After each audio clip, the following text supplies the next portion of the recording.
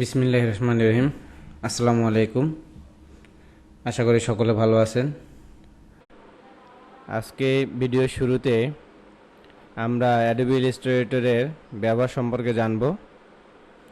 Adobe Illustrator মূলত একটি graphic design software. এই সফটওয়্যারের মাধ্যমে বিভিন্ন ধরনের ভেক্টর গ্রাফিক্স এবং ভেক্টর ইমেজ তৈরি করা হয়ে থাকে। ভেক্টর গ্রাফিক্স একটি নির্দিষ্ট পরিমাণ পিক্সেলের পরিবর্তে গাণিতিক সূত্রের উপর ভিত্তি করে বিন্দু, রেখা, আকৃতি এবং বক্ররেখা দিয়ে তৈরি। তাই চিত্রের গুণমান বজায় রাখার সময় উপরে বা নিচে স্কেল করা যায়। ভেক্টর গ্রাফিক্স এবং ভেক্টর ইমেজের মধ্যে বিশেষ করে logo design, visiting card design, poster design, banner design, leaflet design, brochure design, এই ধরনের যতগুলো গ্রাফিক্স ডিজাইন আছে সবগুলো গ্রাফিক্স ডিজাইন আমরা অ্যাডোবি ইলাস্ট্রেটর সফটওয়্যার ব্যবহার করে করতে পারি। আজকে আমরা অ্যাডোবি ইলাস্ট্রেটরের 3টি টুলস সম্পর্কে শিখব। প্রথমেই অ্যাডোবি ইলাস্ট্রেটর সফটওয়্যারটি ওপেন করব।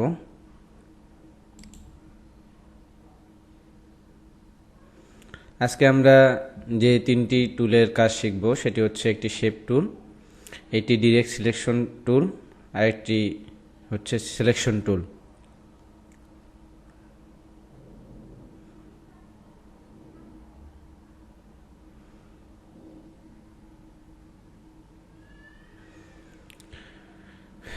প্রথমেই আমরা একটি নতুন ফাইল তৈরি করব। এই জন্য আমরা ক্রিয়েট নিউ মেনুতে যাব, গিয়ে আমরা A4 সাইজের পেজ সিলেক্ট করে ক্রিয়েট অপশনে আমরা ক্লিক করব।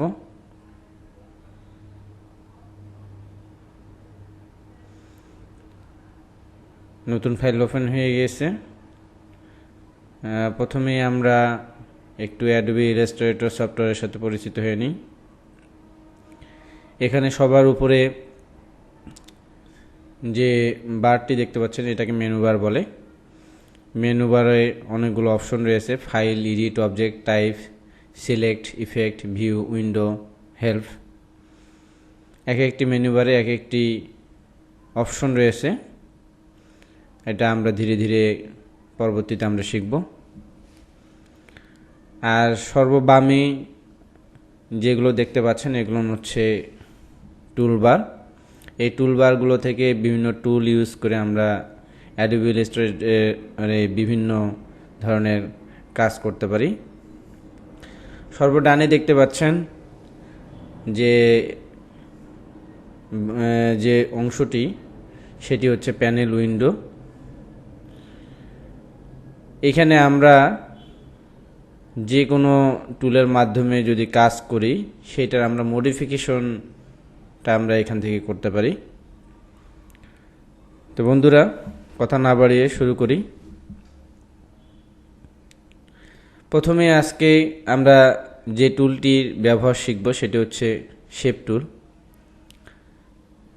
শেপ টুল এর মধ্যে আমরা চলে যাব টুলবারে। দেখেন একটা রেক্ট্যাঙ্গেল নামক একটা শেপ দেখা যাচ্ছে। সেখানে যদি আমরা মাউস পয়েন্টারটি ধরি সেখানে রেক্ট্যাঙ্গেল টুল অপশন দেখা যাচ্ছে।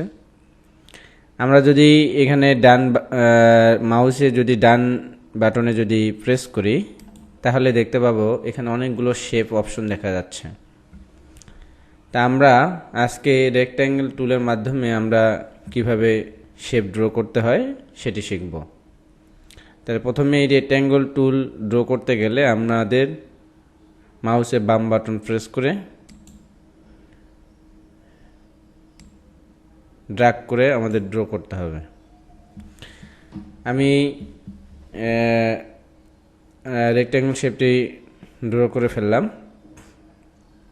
এখন এই শেপটি যে অঙ্কন করলাম এর দুটো অংশ আছে, একটা হচ্ছে ফিল এরিয়া আর একটা হচ্ছে স্ট্রোক।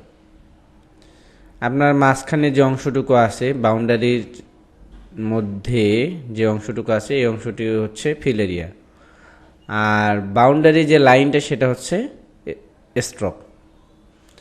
এখানে আমরা মডিফিকেশন করতে গেলে আমরা ডান পাশে প্যানেল উইন্ডোতে দেখতে পাচ্ছি যে ফিল আছে, স্ট্রোক আছে। এখানে ফিলের কালার আছে হোয়াইট।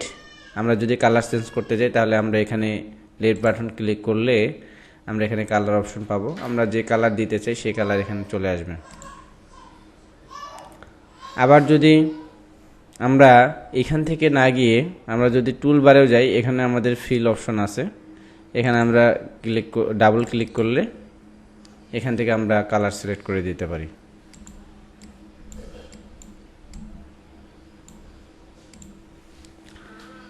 এখন যদি স্ট্রোকের কালার যদি চেঞ্জ করতে চাই তাহলে সেই ক্ষেত্রে আমরা দুই জায়গা থেকে আমরা করতে পারি। আমরা যদি প্যানেল উইন্ডো থেকে করি, এখানে যদি ক্লিক করি তাহলে এখানে কালার অপশন আসে। আমরা যদি গ্রিন এখান থেকে সিলেক্ট করে দিই তাহলে গ্রিন। স্ট্রোকের কালারটি দৃশ্যমান হচ্ছে না, যেহেতু স্ট্রোকের উইডথটা কম, তাই আমরা স্ট্রোকের উইডথটা বাড়িয়ে নেব। দেখেন কালারটি দৃশ্যমান হচ্ছে। তাহলে আমরা শেপ টুল কীভাবে ড্র করতে হয় সেটি আমরা শিখলাম। এরপরে আমরা সিলেকশন টুলের ব্যবহার শিখব। সিলেকশন টুলের ব্যবহার কী কী জন্য ব্যবহার করা হয় সিলেকশন টুলটি? মূলত সিলেকশন টুলটি ব্যবহার করা হয় কোনো অবজেক্ট, কোনো টেক্সট বা আপনার এই অ্যাডোবি ইলাস্ট্রেটরে যে কোনো কিছুকে যেটি ডিজাইন করব সেটিকে সিলেকশন করার জন্য।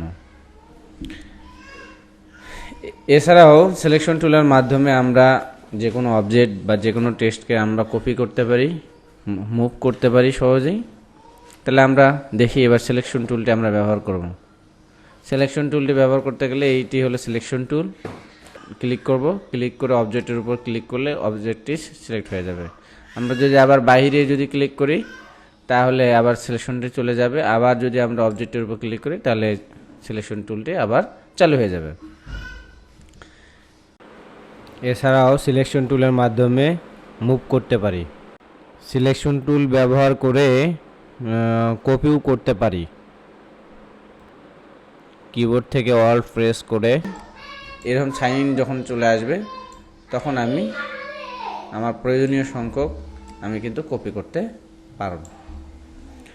এছাড়াও আমি শিফট অল্ট চেপে ধরে আমি কিন্তু এটা সাইজে কম বেশিও করতে পারবো, ইকুয়ালি কম বেশি করতে পারবো। এখন আরেকটি আমরা শিখব যে সিলেকশন টুলের মাধ্যমে আমরা শেপটিকেও চেঞ্জ করে ফেলতে পারি। দেখেন এখানে শেপের মধ্যে 4টি এক্সট্রা ডট রয়েছে। এক্সট্রা ডট যদি আমরা ড্র্যাগ করে ভিতরে দিকে নিয়ে আসি, দেখেন শেপ কিন্তু চেঞ্জ হয়ে যাচ্ছে। এবার আমরা ডিরেক্ট সিলেকশন টুল সম্পর্কে ধারণা নিব। পার্থক্য কি? ডিরেক্ট সিলেকশন টুলটা হচ্ছে সরাসরি একটা নির্দিষ্ট পয়েন্টকে সিলেক্ট করা যায় এবং সে পয়েন্টকে বৃদ্ধি, হ্রাস এবং তার শেপটি চেঞ্জ করে ফেলা যায়। দেখি এবার ডিরেক্ট সিলেকশন টুলটি আমরা সিলেক্ট করব। এটি হচ্ছে ডিরেক্ট সিলেকশন টুল। এটি সিলেক্ট করে আমি যে কোনো একটা পয়েন্টকে আমি সিলেক্ট করি। ধরেন এই পয়েন্টটাকে সিলেক্ট করব। এটি সিলেক্ট করলাম। সিলেক্ট করলে দেখেন এই পয়েন্টটাকে আমি কিন্তু কমানো বাড়ানো করতে পারতেছি। আবার যদি নতুন করে এই পয়েন্টটাকে আমি কমাইতে বাড়াইতে চাই তাহলে এখানে ক্লিক করব। ক্লিক করে এখানে আমি কিন্তু বাড়াইতে পারবো। এখন যদি আমি এখানকার শেপটা চেঞ্জ করতে চাই তাহলে এই নির্দিষ্ট পয়েন্টকে আমি শুধু চেঞ্জ করতে পারবো। আবার যদি এখানেটাও রাউন্ড শেপ করতে চাই তাহলে এক্সট্রা ডটে আমি ড্র্যাগ করে দেখেন এই শেপটাও চেঞ্জ হলো। তার মানে ডিরেক্ট সিলেকশন টুল ব্যবহার করে নির্দিষ্ট একটি পয়েন্ট বা নির্দিষ্ট একটি অংশকে ধরে আমরা হ্রাস, বৃদ্ধি এবং শেপ পরিবর্তন করতে পারি। এখন যদি আমি এই ডিরেক্ট সিলেকশন টুলের মাধ্যমে যে পুরো অবজেক্টটিকে বা পুরো শেপটিকে আমি যদি চেঞ্জ করতে চাই তাহলে সেক্ষেত্রে আমাকে কি করতে হবে? পুরোটাই সিলেক্ট করে নিতে হবে। সিলেক্ট করে নিলে আমি যেখানেই চেঞ্জ করি না কেন আমার পুরো শেপটাই চেঞ্জ হয়ে যাবে। তার মানে সিলেকশন টুলে কি করা যেত, সিলেকশন টুলে শুধুমাত্র সিলেক্ট করলে পুরো শেপটি সিলেক্ট হয়ে যেত। আর ডিরেক্ট সিলেকশন টুলে কী হতো, করা যায়, দুইটাই করা যায়, যে একবার পুরো সিলেকশনও করা যায়, আবার হচ্ছে স্পেসিফিক সিলেক্টও করা যায়।